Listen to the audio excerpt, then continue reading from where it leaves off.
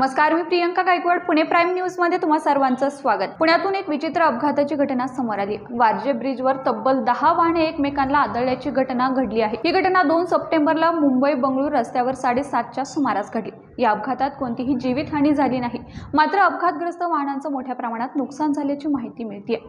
वारजे येथून जाणाऱ्या मुंबई बंगळुरू महामार्गावर तीव्र उतार आहे. चांदणी चौकाकडून एका टाटा 4चाकी वाहनाने मारुती स्विफ्टला पाठीमागून जोरदार धडक दिली.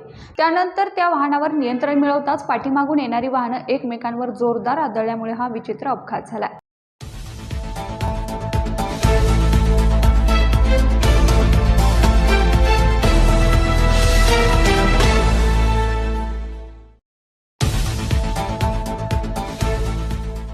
या बातमीसह इथेच थांबतोय. मात्र तुम्ही पाहत राहा पुणे प्राईम न्यूज.